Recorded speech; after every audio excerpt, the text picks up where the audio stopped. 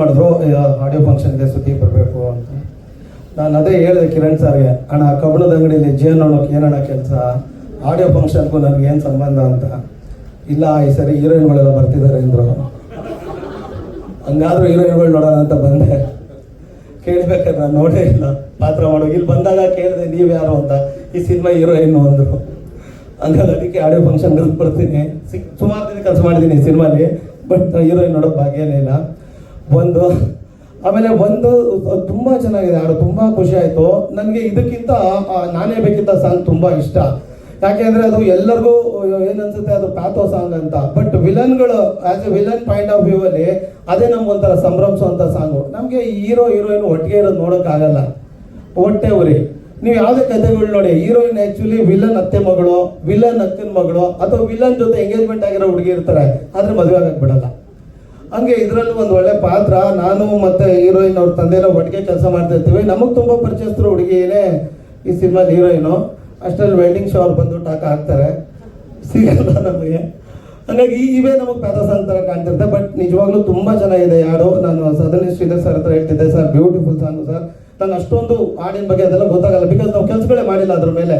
ಬಂದ್ವಾ, ಹೊಡೆದಾಡ್ವಾ, ವಧೆ ತಿಂದ್ವಾ, ಕೊನೆಗೆ ಸೋತ್ ಹೀರೋಯಿನ್ ನೀರೋ ಕೈಲಿ ಕೊಟ್ಟು ಹೋದ್ವಾ, ಇದೇ ಮಾಡ್ಕೊಂಡು ಬಂದಿರೋದು. ಬಟ್ ಇವತ್ತು ನಾನು ಹೇಳ್ತೆ ಸರ್ಗೆ, ಸರ್ ತುಂಬ ಖುಷಿ ಆಯ್ತು ಸರ್, ಈ ಸಾಂಗು ತುಂಬ ಚೆನ್ನಾಗಿದೆ.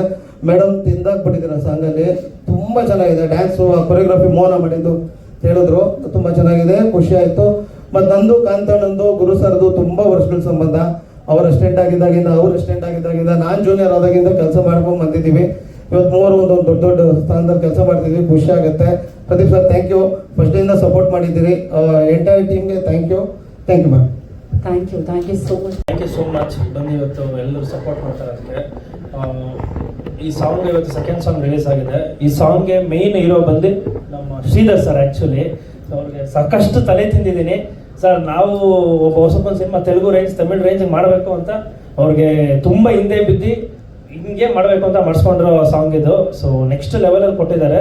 ಆ್ಯಂಡ್ ಇನ್ನು ಕಮ್ಮಿಂಗ್ ಡೇಸಲ್ಲಿ ಈ ಸಾಂಗ್ ದೊಡ್ಡ ಹಿಟ್ ಆಗೋದ್ರಲ್ಲಿ ನೋ ಡೌಟ್. ಅದನ್ನ ಆ ಸಾಂಗ್ನ ಪರ್ಫಾರ್ಮ್ ಮಾಡಿದ್ದು ನಮ್ಮ ಲೇಖಾ ಮೇಡಮ್ ಅವರು. ಸೊ ಅವ್ರ ಬಗ್ಗೆ ಹೇಳಬೇಕು ಅಂದರೆ, ನಾನು ಎಲ್ಲ ಭಾಷೆ ಸಿನಿಮಾಗಳನ್ನು ನೋಡ್ತೀನಿ. ಅಲ್ಲಿ ಕೀರ್ತಿ ಸುರೇಶ್, ಸಮಂತ್ ಅವರೆಲ್ಲ ತುಂಬ ಸೆಟಲ್ಡ್ ಆಗಿ ಆ್ಯಕ್ಟ್ ಮಾಡ್ತಾರೆ. ಈ ಸಿನಿಮಾ ಫೈನಲ್ ನೋಡಿದಾಗ ಆ ರೇಂಜಿಗೆ ಆ್ಯಕ್ಟ್ ಮಾಡಿರೋಂಥ ಆ್ಯಕ್ಟ್ರೆಸ್ಸು ನಮ್ಮ ಕನ್ನಡದಲ್ಲಿ ಲೇಖಾ ಚಂದ್ರ ಅವರೇ ಇದ್ದಾರೆ.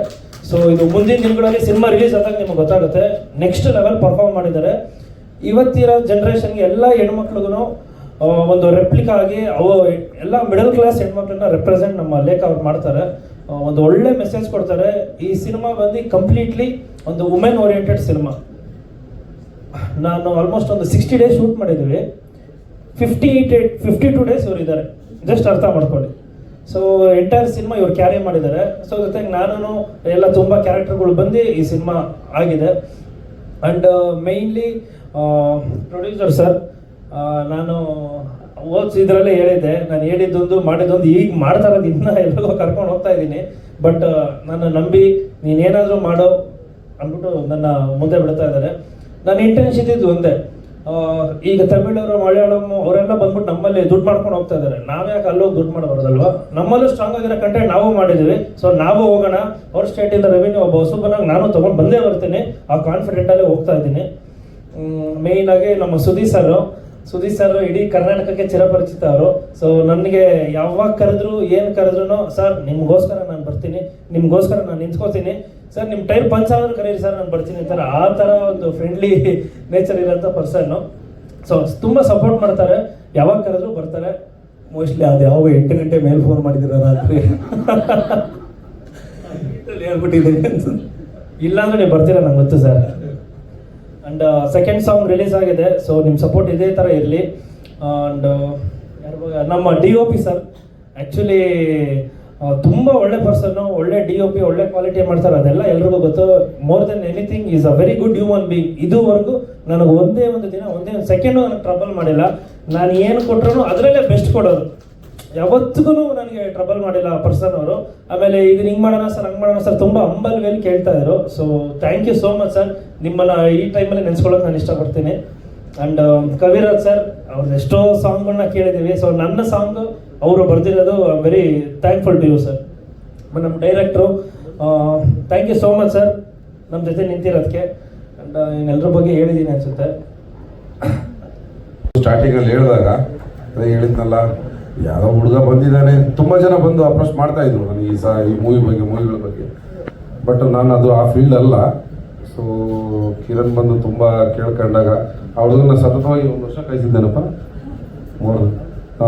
ಅದೇ 1 ಇಯರ್, ನಿಯರ್ ಬೈ 1 ಇಯರ್ ಕಾಯಿಸಿದೆ ಅಂದರೆ ಉದ್ದೇಶ ಏನಂದರೆ ನನಗೆ ಅದ್ರ ಬಗ್ಗೆ ಏನೂ ಗೊತ್ತಿರಲಿಲ್ಲ. ಬಟ್ ನಮ್ಮ ಫ್ಯಾಮಿಲಿಲೆಲ್ಲ ಇದ್ದಾರೆ, ಚೆನ್ನೈ ಸತ್ಯಂ ಪ್ರೊಡಕ್ಷನ್ ಅವರೆಲ್ಲ ಮಾಡ್ಕೊಂಡಿದ್ದಾರೆ.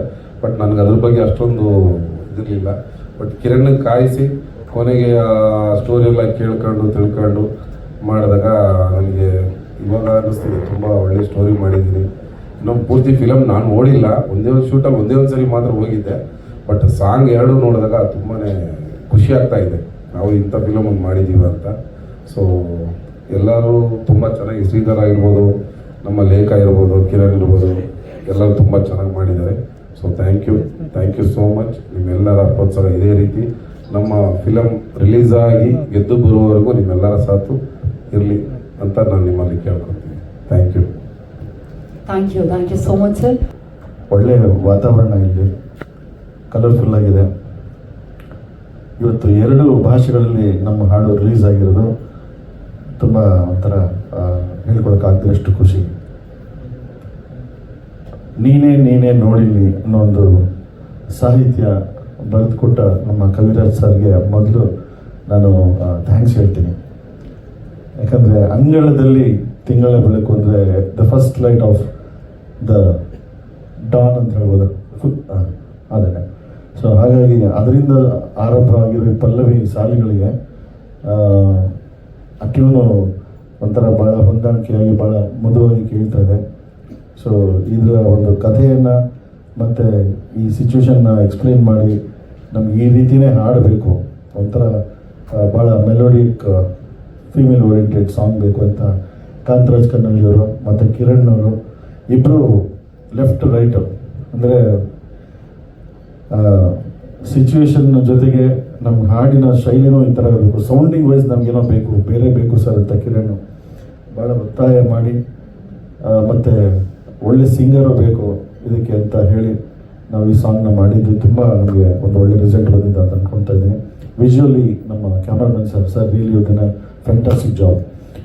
ನಮ್ಮ ಈ ಹಾಡು ಎಲ್ಲ ಕಡೆ ತಲುಪ್ರಿ, ನೀವೆಲ್ಲ ಯುವಕರು ತುಂಬ ಜನ ಇಲ್ಲಿ ನಾವು ಹೊಸ ಮಕ್ಕಳುಗಳಿದ್ದೀರಾ, ಎಲ್ಲರಿಗೂ ಕೇಳ್ಕೊಳ್ಳೋದಿಷ್ಟೇ, ಎಲ್ಲ ಕಡೆ ಚೆನ್ನಾಗಿ ರೀಲ್ಸು ಆಗಲಿ, ಲಹರಿ ವೇಲು ಸರ್ ಹೇಳಿದಂಗೆ ಇವತ್ತು ಸೋಷಿಯಲ್ ಮೀಡಿಯಾ ಪ್ಲ್ಯಾಟ್ಫಾರ್ಮ್ನ ಹಲವಾರು ಏನಿದೆ ಮಜಲುಗಳು, ಅದೆಲ್ಲ ಈ ಸಾಂಗು ಚೆನ್ನಾಗಿ ತಲುಪಲಿ ಅಂತ ನನ್ನ ಕಳಕಳಿ ಮನವಿ.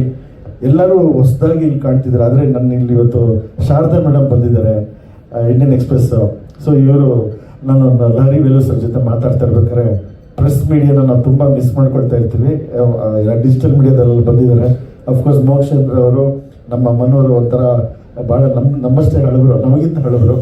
ಸೊ ಅಂದರೆ ಸೀನಿಯಾರಿಟಿ ಲೆವೆಲಲ್ಲಿ ಹೌದು ಸರ್, ಅವರು ಎಲ್ಲೇ ಹೋದ್ರು ಇದ್ದಾರೆ ಸರ್. ಸೊ ಹಾಗಾಗಿ ಮೇಡಮ್ನ ನೋಡಿ ತುಂಬ ಖುಷಿ ಆಯಿತು madam. We are happy to